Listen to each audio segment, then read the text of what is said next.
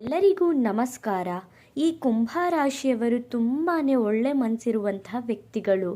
ಆದರೆ ಇವ್ರಿಗೆ ಕೋಪ ಅನ್ನೋದು ತೀರ ಬೇಗ ಬರೋದ್ರಿಂದ ಜನರು ಇವರನ್ನ ಕೆಟ್ಟವರು ಅನ್ನೋ ಥರನೇ ನೋಡ್ತಿರ್ತಾರೆ. ಇವನಿಗೆಷ್ಟು ಅಹಂಕಾರ, ಇವ್ರಿಗೆಷ್ಟು ದುರಹಂಕಾರ ಅನ್ನೋ ಥರನೇ ಮಾತಾಡ್ತಿರ್ತಾರೆ. ಆದರೆ ಇವ್ರ ಮನಸ್ಸನ್ನು ಯಾರೂ ಕೂಡ ಅರ್ಥ ಮಾಡ್ಕೊಳ್ಳೋದಿಲ್ಲ. ಅಷ್ಟು ಒಳ್ಳೆ ಮನಸ್ಸುಳ್ಳವರು ಈ ಕುಂಭ ರಾಶಿಯವರು. ಹಾಗೆಯೇ ಈ ರಾಶಿಯವರು ಯಾರ ಮೇಲೂ ಕೂಡ ಡಿಪೆಂಡ್ ಆಗಲ್ಲ. ತಾವೇ ದುಡಿಬೇಕು, ತಾವೇ ತಿನ್ನಬೇಕು, ನಾನು ಜೀವನದಲ್ಲಿ ಏನಾದರೂ ಒಂದು ಸಾಧನೆ ಮಾಡಬೇಕು ಅನ್ನೋ ಥರ ಇವರು ಒಳ್ಳೆ ಮನಸ್ಸನ್ನು ಇಟ್ಕೊಂಡಿರ್ತಾರೆ ಅಂತಾನೆ ಹೇಳ್ಬೋದು. ಇಂತಹ ಕುಂಭ ರಾಶಿಯವರಿಗೆ ನವೆಂಬರ್ ತಿಂಗಳ ಮಾಸ ಭವಿಷ್ಯ ಹೇಗಿರುತ್ತೆ, ಈ ಕುಂಭ ರಾಶಿಯವರಿಗೆ ನವೆಂಬರ್ ತಿಂಗಳಲ್ಲಿ ಯಾವೆಲ್ಲ ಶುಭ ಫಲಗಳು ಬರಲಿದೆ, ಯಾವೆಲ್ಲ ಅಶುಭ ಫಲಗಳು ಬರಲಿದೆ, ಆ ಅಶುಭ ಫಲಗಳಿಗೆ ಪರಿಹಾರಗಳೇನು ಎಂಬುದರ ಬಗ್ಗೆ ಈ ವಿಡಿಯೋದಲ್ಲಿ ನಾನು ನಿಮಗೆ ತಿಳಿಸ್ತಾ ಹೋಗ್ತೀನಿ, ಬನ್ನಿ. ಅದಕ್ಕೂ ಮುನ್ನ ನೀವೇನಾದರೂ ಕುಂಭ ರಾಶಿಯವರಾಗಿದ್ದರೆ, ದೇವರು ಮತ್ತು ಜ್ಯೋತಿಷ್ಯ ಶಾಸ್ತ್ರವನ್ನು ನಂಬುವುದಾದರೆ ಈ ವಿಡಿಯೋಗೆ ಈಗಲೇ ಒಂದು ಲೈಕ್ ಕೊಡಿ ಮತ್ತು ತಪ್ಪದೇ ನಮ್ಮ ATV ಕರ್ನಾಟಕ ಯೂಟ್ಯೂಬ್ ಚಾನಲನ್ನು ಸಬ್ಸ್ಕ್ರೈಬ್ ಮಾಡಿಕೊಳ್ಳಿ. ಹಾಗೆ ಈ ವಿಡಿಯೋನ ಎಲ್ಲ ಕುಂಭ ರಾಶಿಯವರಿಗೂ ಕೂಡ ಶೇರ್ ಮಾಡಿ. ಈ ಕುಂಭ ರಾಶಿಯವರ 2025ನೇ ವರ್ಷದ ನವೆಂಬರ್ ತಿಂಗಳ ಶುಭ ಫಲಗಳ ಬಗ್ಗೆ ಮೊದಲಿಗೆ ನೋಡೋಣ. ಈ ಕುಂಭ ರಾಶಿಯವರಿಗೆ ನವೆಂಬರ್ ತಿಂಗಳಲ್ಲಿ ಭಾಗ್ಯಸ್ಥಾನದಲ್ಲಿ ಶುಕ್ರ ಗ್ರಹ ಇರೋದ್ರಿಂದ ನಿಮ್ಮ ಹೆಗಲಿಗೆ ಶುಕ್ರ ಗ್ರಹ ನಿಲ್ತಾರೆ ಅಂತಾನೆ ಹೇಳ್ಬೋದು. ನಿಮಗೆ ಏನೇ ಒಂದು ಕಷ್ಟ ಬಂದರೂ ಕೂಡ ಶುಕ್ರ ಗ್ರಹ ನಿಮ್ಮ ಜೊತೆಯಲ್ಲಿ, ನಿಮ್ಮ ರಾಶಿಯಲ್ಲಿ ಇರೋದ್ರಿಂದ ಆ ಕಷ್ಟಗಳೆಲ್ಲ ಕ್ಷಣಾರ್ಧದಲ್ಲಿ ಮಾಯವಾಗೋಗುತ್ತೆ. ಹಾಗಾಗಿ ಶುಕ್ರನನ್ನು ಸಂಪೂರ್ಣವಾಗಿ ಒಲಿಸ್ಕೋಬೇಕಾಗುತ್ತೆ. ಶುಕ್ರನನ್ನು ಭಕ್ತಿಯಿಂದ ಆರಾಧನೆ ಮಾಡಿದ್ರಿ ಅಂದರೆ ನಿಮಗೆ ಏನೇ ಒಂದು ಕಷ್ಟ ಬಂದರೂ ಕೂಡ ಅದು ನವೆಂಬರ್ ತಿಂಗಳಲ್ಲಿ ಮಾಯವಾಗುತ್ತೆ. ಇನ್ನು ಶುಕ್ರನ ಪ್ರಭಾವದಿಂದ ಈ ರಾಶಿಯವರು ಈ ತಿಂಗಳಲ್ಲಿ ಲಕ್ಸುರಿ ಜೀವನ ಅನ್ನೋದನ್ನು ಪಡ್ಕೊಳ್ಬಹುದು. ಇವ್ರ ಜೀವನದಲ್ಲಿ ನಾನು ಈ ಥರನೇ ಬದುಕಬೇಕು, ನಾನು ಇದೇ ಕೆಲಸ ಮಾಡಬೇಕು, ನಾನು ಹೀಗೆ ಇರಬೇಕು ಅಂತ ಅನ್ಕೋತಿರ್ತಾರೆ. ಹಂಗಿರೋಕೆ ಇವ್ರಿಗೆ ತುಂಬ ಕಷ್ಟ ಆಗ್ತಿರತ್ತೆ. ಆದರೆ ಶುಕ್ರ ಗ್ರಹ ನಿಮ್ಮ ಮೇಲೆ ಒಳ್ಳೆಯ ರೀತಿಯಾದಂತಹ ದೃಷ್ಟಿ ಬಿಟ್ಟಿರೋದ್ರಿಂದ ನಿಮಗೆ ಲಕ್ಸುರಿ ಜೀವನ ಮಾಡುವಂತಹ ಸಂದರ್ಭ ಎದುರಾಗುತ್ತೆ. ಇನ್ನು ಆರ್ಥಿಕವಾಗಿ ಯಾವುದೇ ಸಮಸ್ಯೆ ಅನ್ನೋದು ಈ ರಾಶಿಯವರಿಗೆ ಇರೋದಿಲ್ಲ. ನೀವು ಆರ್ಥಿಕವಾಗಿ ಏನಾದರೂ ಕಷ್ಟಪಡ್ತಿದ್ರೆ ಹಣಕಾಸಿನ ವಿಚಾರವಾಗಿ ನಿಮಗೆ ಈಗಾಗಲೇ ಸಾಡೆ ಸಾತಿಯ ಕೊನೆಯ ಹಂತದಲ್ಲಿ ಇರೋದ್ರಿಂದ ಸ್ವಲ್ಪ ಕಷ್ಟ ಅನ್ನೋದು ಕಾಮನ್ ಆಗಿ ಇದ್ದೇ ಇರುತ್ತೆ. ಆರ್ಥಿಕವಾಗಿಯೂ ಕೂಡ ಹಣಕಾಸಿನ ಸಮಸ್ಯೆ ಅನ್ನೋದು ಬರಬಹುದು. ಆದರೆ ತಲೆ ಕೆಡಿಸ್ಕೊಳ್ಬೇಡಿ, ಈ ನವೆಂಬರ್ ತಿಂಗಳಲ್ಲಿ ಶುಕ್ರನ ಅನುಗ್ರಹದಿಂದ ಆರ್ಥಿಕವಾಗಿ ಯಾವುದೇ ರೀತಿಯಾದಂತಹ ಸಮಸ್ಯೆ ಅನ್ನೋದು ಬರೋದೇ ಇಲ್ಲ. ಸಡನ್ನಾಗಿ ರಾಶಿಯವರಿಗೆ ಇನ್ಕಮ್ ಅನ್ನೋದು ಜಾಸ್ತಿ ಆಗುತ್ತೆ. ನಿಮಗೆ ಯಾವುದಾದ್ರೂ ಹಣ ಬರಬೇಕಾಗಿರುತ್ತೆ, ಬರ್ತಿರೋದಿಲ್ಲ. ಇಲ್ಲ ಎಲ್ಲಾದರೂ ಒಂದು ಪ್ರಮೋಷನ್ ಆಗಬೇಕಾಗಿರುತ್ತೆ, ನಿಮ್ಮ ಕೆಲಸಗಳಲ್ಲಿ ಆಗ್ತಿರೋದಿಲ್ಲ. ಇದೆಲ್ಲವೂ ಕೂಡ ಸಡನ್ನಾಗಿ ಆಗೋದ್ರಿಂದ ನಿಮಗೆ ಸಡನ್ ಇನ್ಕಮ್ ಅನ್ನೋದು ಹೆಚ್ಚಾಗಿ ಸಿಗುತ್ತೆ. ಇನ್ನು ಪಿತ್ರಾರ್ಜಿತ ಆಸ್ತಿ ಅನ್ನೋದು ಈ ರಾಶಿಯವರಿಗೆ ಬರುತ್ತೆ. ನಿಮ್ಗೇನಾದರೂ ನಿಮ್ಮ ತಂದೆಯ ಆಸ್ತಿ ಬರಬೇಕಂತ ಏನಾದರೂ ಇದ್ದರೆ, ಇಲ್ಲ ತಾತನ ಆಸ್ತಿ ಏನಾದರೂ ಬರಬೇಕು ಅಂತಿದ್ರೆ, ಆ ವಿಚಾರದಲ್ಲಿ ಕೋರ್ಟು ಕಚೇರಿಯಲ್ಲಿ ಏನಾದರೂ ಜಗಳಗಳು ನಡೀತಿದ್ರೆ ಇದೆಲ್ಲವೂ ಕೂಡ ನಿವಾರಣೆ ಆಗುತ್ತೆ. ಪಿತ್ರಾರ್ಜಿತ ಆಸ್ತಿ ಅನ್ನೋದು ಈ ರಾಶಿಯವರಿಗೆ ಬಂದು ಸೇರುತ್ತೆ. ಇನ್ನು ವಾಹನ ಖರೀದಿಸುವಂಥ ಯೋಗ ಕೂಡ ಈ ರಾಶಿಯವರಿಗೆ ಇರುತ್ತೆ. ನೀವೇನಾದರೂ ವಾಹನ ಖರೀದಿ ಮಾಡಬೇಕು ಅಂತ ಏನಾದರೂ ಅನ್ಕೋತಿದ್ದೀರಾ, ಇದಕ್ಕೆ ಪರ್ಫೆಕ್ಟ್ ಟೈಮ್ ಆಗಿರೋದ್ರಿಂದ ನೀವು ಅಂದ್ಕೊಂಡಿರುವಂತಹ ವಾಹನನ ನೀವು ಈ ತಿಂಗಳಲ್ಲಿ ಖರೀದಿ ಮಾಡಬಹುದು.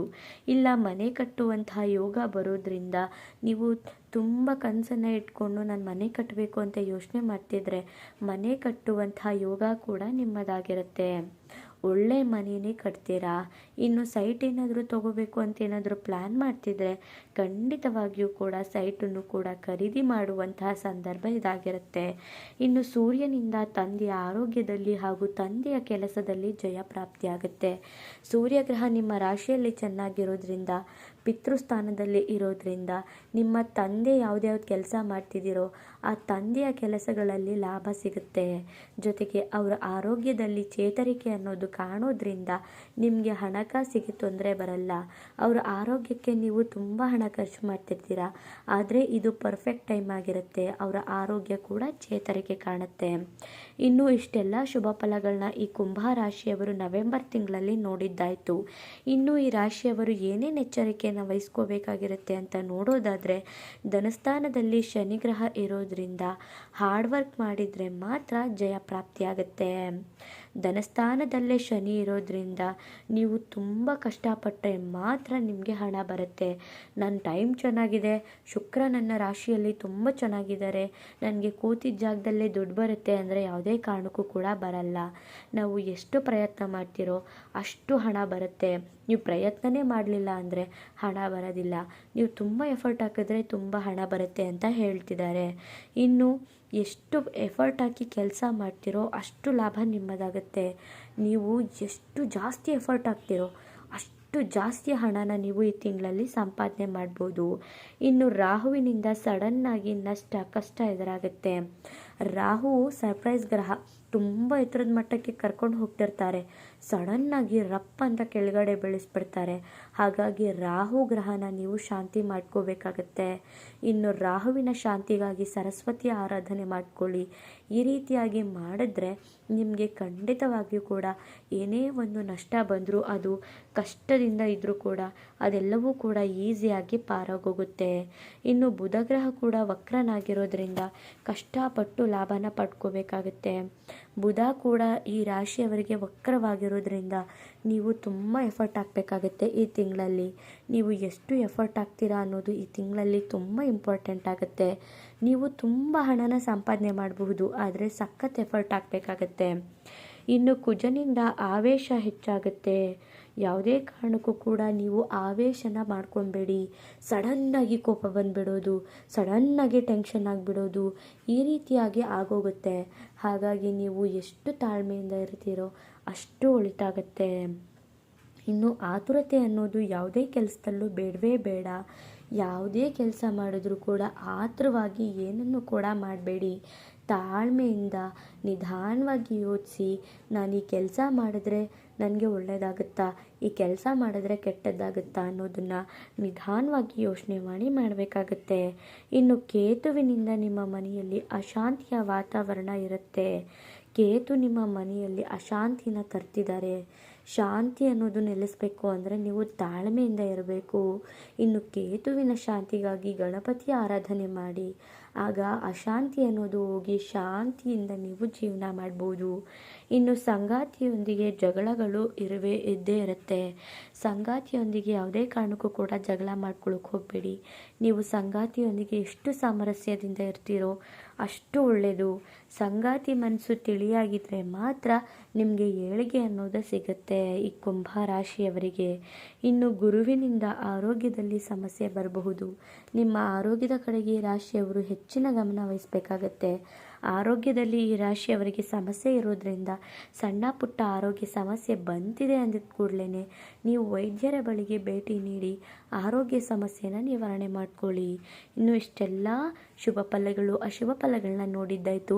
ಪರಿಹಾರಗಳೇನೇನು ಮಾಡ್ಕೊಬೇಕು ಅಂತ ನೋಡೋದಾದರೆ ದುರ್ಗಾದೇವಿಯ ಆರಾಧನೆ ಮಾಡಿ, ಹಾಗೆಯೇ ಕೇತುವಿನ ಶಾಂತಿಗಾಗಿ ಗಣಪತಿಯ ಆರಾಧನೆ ಮಾಡಿ. ಇನ್ನು ಶನಿ ವಕ್ರನಾಗಿರೋದ್ರಿಂದ ಶನಿ ಸ್ತೋತ್ರ ಪಠನೆ ಮಾಡಿ. ಇನ್ನು ಸಂಗಾತಿಯೊಂದಿಗೆ ಸಾಮರಸ್ಯ ಬೇಕು ಅಂದರೆ ಅರ್ಧನಾರೀಶ್ವರನ ಆರಾಧನೆ ಮಾಡಿ. ಇನ್ನು ಶನಿವಾರ ಎಳ್ಳೆಣ್ಣೆ ದೀಪ ಹಚ್ಚಿದ್ರೆ ನಿಮಗಿರುವಂತಹ ಸಂಕಷ್ಟಗಳು ಕಡಿಮೆ ಆಗ್ತಾ ಬರುತ್ತೆ, ಶುಭ ಫಲಗಳು ಹೆಚ್ಚಾಗುತ್ತೆ. ನೋಡಿದ್ರಲ್ಲ ಈ ಕುಂಭ ರಾಶಿಯವರಿಗೆ ನವೆಂಬರ್ ತಿಂಗಳು ಹೇಗಿತ್ತು ಅಂತ. ನಿಮ್ಮದು ಕೂಡ ಕುಂಭ ರಾಶಿನ? ಹಾಗಿದ್ರೆ ತಪ್ಪದೇ ಈಗಲೇ ನಿಮ್ಮ ಇಷ್ಟ ದೇವರ ಹೆಸರನ್ನು ಕಮೆಂಟ್ ಮಾಡಿ. ಮುಂದಿನ ಹೊಸ ವಿಡಿಯೋದಲ್ಲಿ ಸಿಗ್ತೀನಿ. ಅಲ್ಲಿವರೆಗೂ ನೋಡ್ತಾ ಇರಿ ನಮ್ಮ ಚಾನಲ್. ಧನ್ಯವಾದಗಳು.